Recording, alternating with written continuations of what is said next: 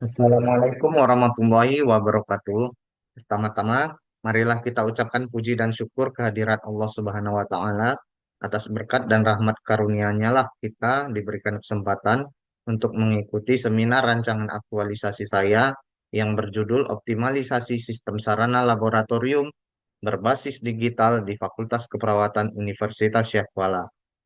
Yang saya hormati Bapak Insinyur Faizal Adriansyah, MSI, sebagai yang membimbing saya dalam menyusun draft rancangan aktualisasi.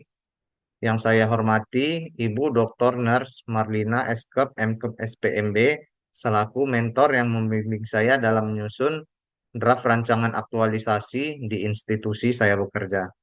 Baiklah, tanpa membuang waktu, marilah kita lanjutkan seminar ini berdasarkan materi yang akan saya sampaikan. Jadi, dari rancangan ini saya membaginya menjadi empat. Yang pertama, pendahuluan, rancangan aktualisasi, jadwal kegiatan, dan yang terakhir, daftar pustaka.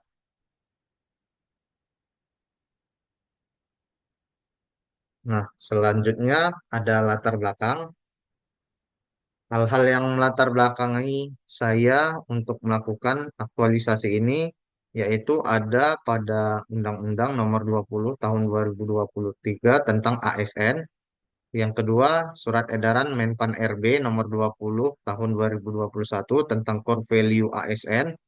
Yang ketiga, Peraturan LAN Nomor 10 Tahun 2021 tentang Latsar CPNS. Yang keempat, Keputusan Kepala LAN Nomor 13 garing K poin 1 garing PDP poin 07 garing 2022. Dan yang terakhir Peraturan Rektor Universitas Syah Kuala Nomor 5 Tahun 2024. Nah, berikut ini gambaran organisasi institusi tempat saya bekerja, yaitu Fakultas Keperawatan Universitas Syah Kuala yang memiliki visi menjadi Fakultas Keperawatan Sosioteknopreneur yang inovatif, mandiri, dan terkemuka di tingkat global pada tahun 2029. Untuk misinya dapat dilihat sendiri, ada 5 poin. Selanjutnya, struktur organisasi di Fakultas Keperawatan Universitas Syah Kuala, yaitu Fakultas Keperawatan sendiri dipimpin oleh seorang dekan dan 3 orang wakil dekan.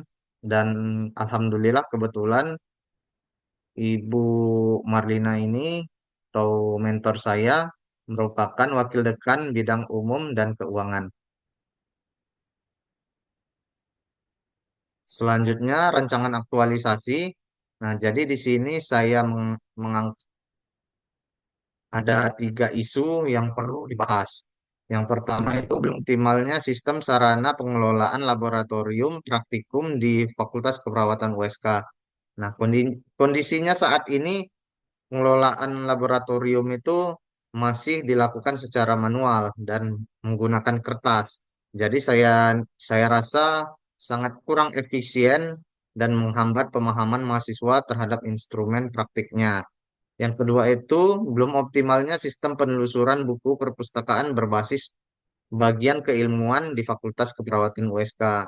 Nah, jadi saat ini mahasiswa itu merasa kesulitan untuk menemukan buku-buku referensi yang direkomendasikan oleh dosen-dosennya dikarenakan kurangnya struktur dan ketidaktepatan dalam sistem pencarian.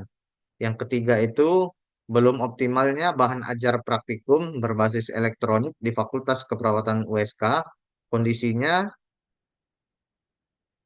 mahasiswa saat ini merasa kesulitan dalam persiapan dan evaluasi pemahaman. Sementara dosen sendiri menghadapi tantangan dalam menyampaikan materi secara konsisten. Selanjutnya, pihak yang terdampak. Untuk isu pertama itu, pihak yang terdampak yaitu dosen, mahasiswa, dan institusi. Isu yang kedua, mahasiswa, dosen dan peneliti, staf perpustakaan, pimpinan fakultas dan institusi. Isu yang keempat, mahasiswa, dosen, staf perpustakaan, pimpinan fakultas, institusi, dan masyarakat. Nah, setelah setelah penentuan isu, yang diangkat. Selanjutnya saya melakukan analisis APKL. Jadi dari ketiga analisis ini ditemukan kelayakan untuk dibahas. Selanjutnya saya melakukan analisis USG untuk menentukan core isu yang harus prioritas untuk diatasi begitu ya. Nah, jadi setelah saya lakukan analisis USG ini dengan metode scoring, saya dapatkan isu belum optimalnya sistem sarana laboratorium praktikum di Fakultas Keperawatan USK ini menjadi core isu dan hal yang prioritas untuk ditangani. Begitu.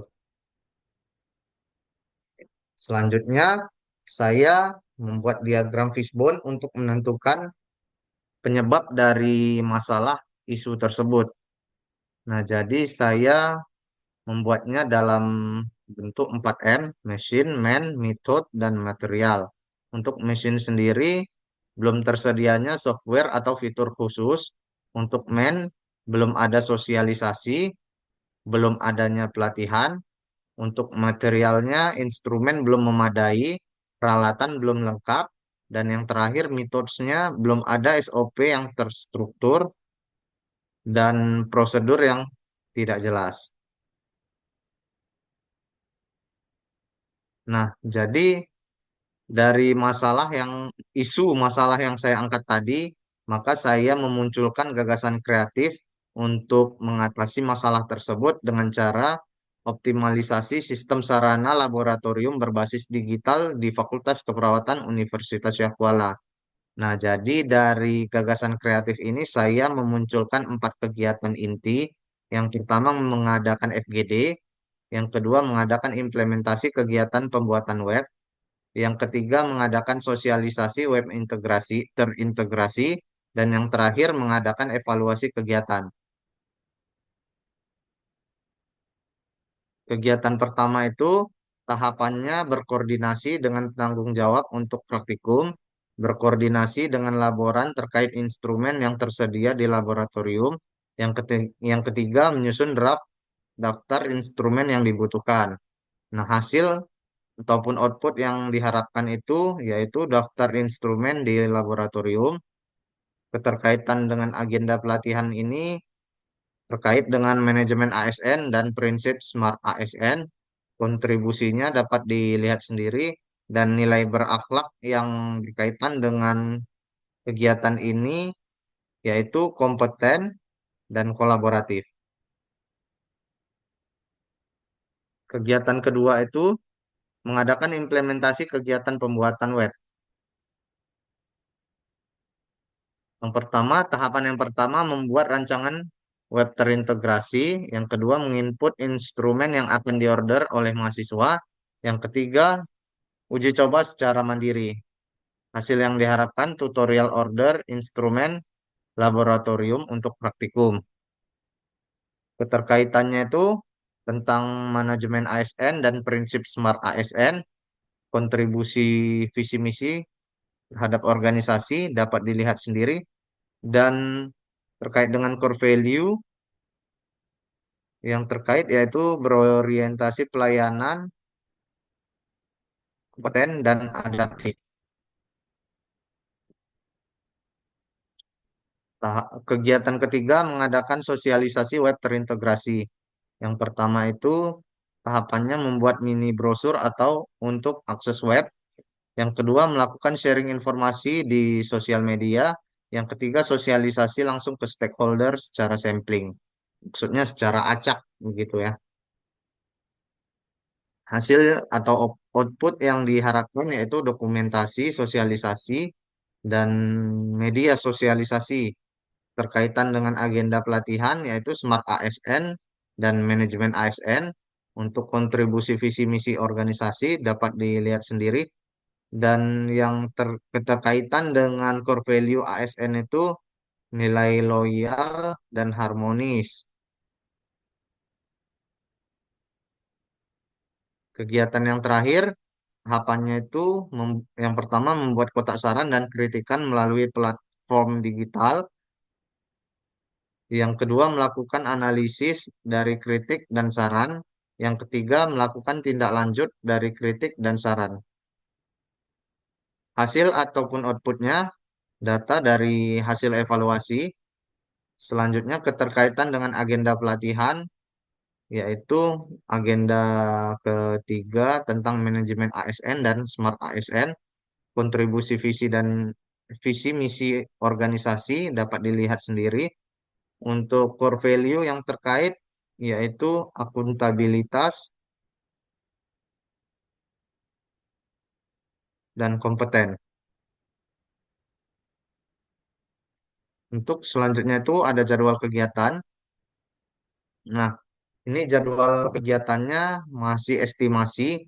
Jadi kegiatan pertama, kedua, ketiga, dan keempat itu saya akan laksanakan berdasarkan minggunya. Kegiatan pertama, minggu pertama, kegiatan kedua, minggu kedua, kegiatan ketiga, minggu ketiga, dan kegiatan keempat pada minggu keempat.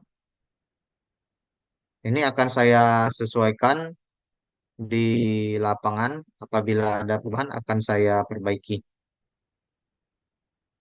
Terakhir, daftar pustakanya. Berikut ada 4 referensi yang saya gunakan dalam mengutip rancangan aktualisasi ini.